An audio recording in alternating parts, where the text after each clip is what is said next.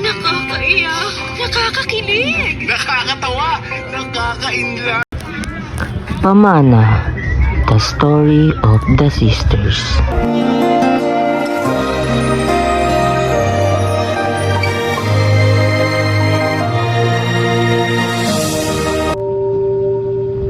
Dear Chacha, ako po ay pangalawa sa aming magkakapatid.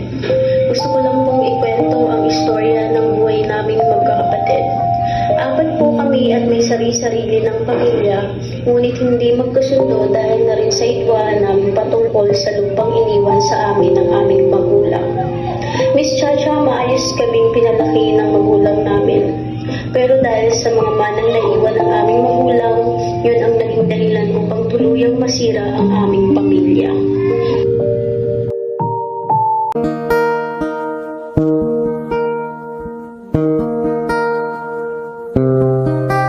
Chacha. At dito na nga nagkaroon ng pagtatalo ang apat na magkakapatid na sina Chloe, Chi, Anna at Sarah dahil sa malayo nga ito sa isa't isa.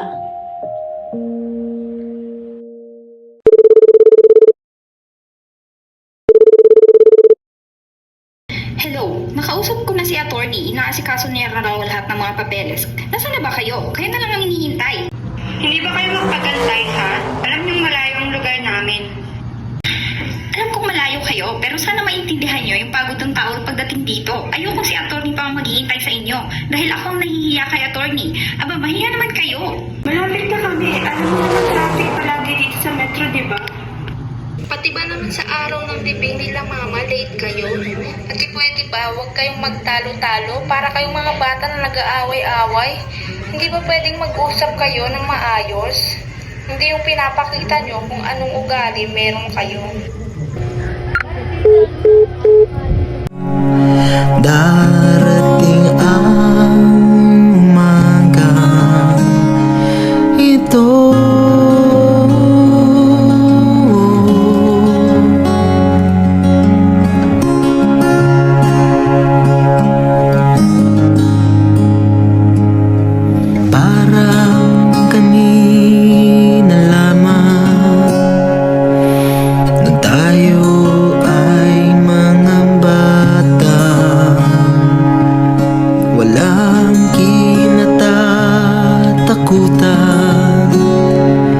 sa bukas ay wala. Buti naman, dumating na kayo. Abay, anong tingin mo sa amin? May-ari ng kalsada? Hindi naman pwedeng madaliin namin yung sasakyan.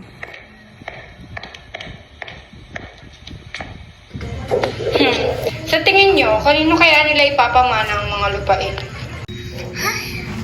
Ano ba naman? Araw ng libing, ganyan na usapan natin.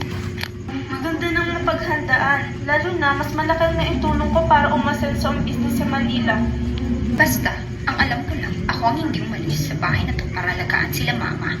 Wala kayo nung kinakailangan nila kayo. Din ako, ang sabihin mo, sumisip-sip ka para sa mana.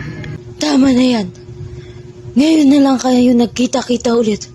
Ganyan pa ibubungad nyo. Wala na ba talagang respeto ang natitira sa inyo?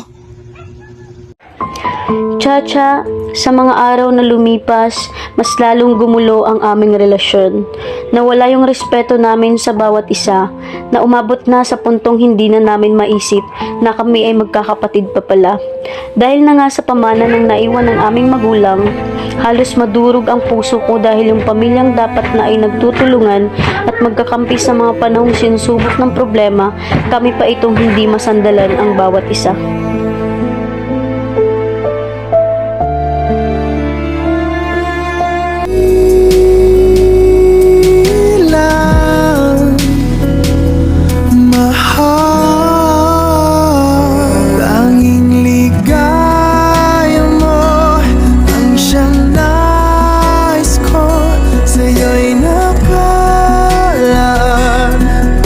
Pangarap ko, wag kang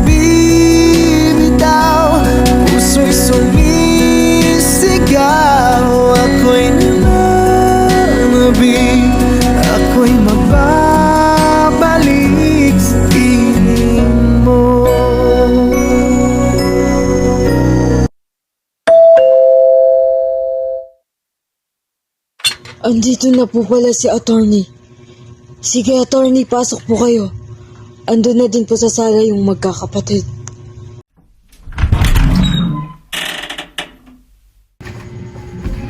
Andito na po si attorney. Pasok po kayo, attorney. Gusto niyo po ba ng maiinom, attorney? Sige, salamat. Ngayon, ready na ba kayong malaman kung ano yung nakalagay dito sa testament? Of course. Since wala din naman kaming choice, di ba? Hindi naman yung pinunta namin dito ang malaman yan.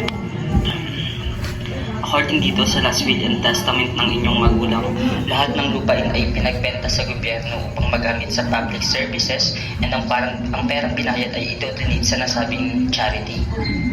What? This can't be.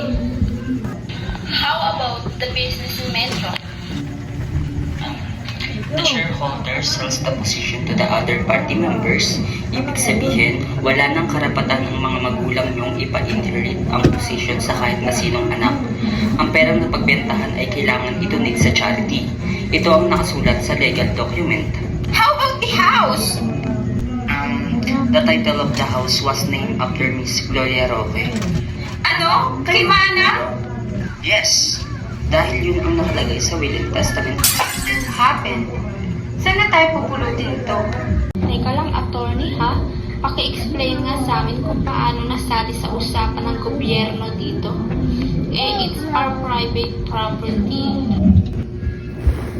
Sandali lang, pwede bang manahimik muna kayo? Tingin niyo ba maiintindihan niyo kung pare-pareho kayong magsasalita? Manahimik kayo nang masimulan ko to. Ito na nga, maaaring bilhin ng government ang isang private property as long as dadaan ito sa masusing proseso. The ability of the state to exercise its power to take private property for public use upon payment of just compensation is known as eminent domain. The legal procedure for its taking is specified as expropriation. Bago pa man mawala ang mga magulang nyo, nakipag-ugnayan na sila na ang lupang ibebenta ay pagtatayuan ng mga publikong ospital.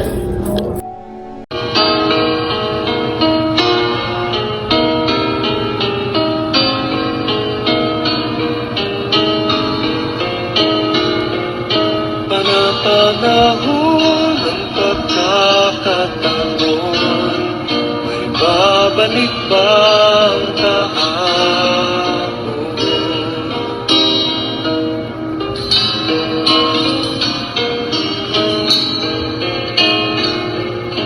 Nakatandaan mo pa ba nang tayong dalawa'y unang magkita? Panahon ng kapuspusan sa piling ng mga bulaklak at halaman, doon tayo nagsimulan. Ilang taon na rin ang nakalipas. Masaya na rin kami kahit magamit lang sa bahay ang napamana sa amin. Aral na rin siguro yun para hindi kami maging sakim sa pera.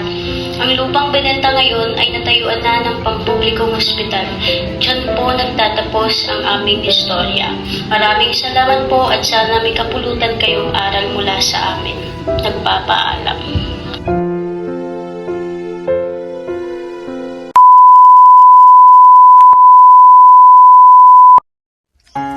At ayun na nga, grabe masakit yung nangyari sa pamilya at nakakalungkot kong isipin.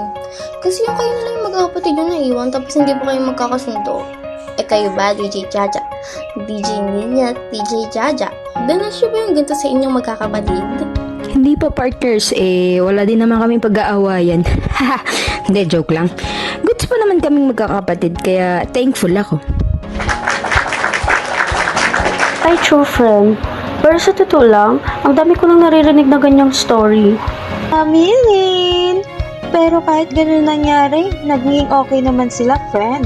Kaya may maayos at maganda pa din nangyari.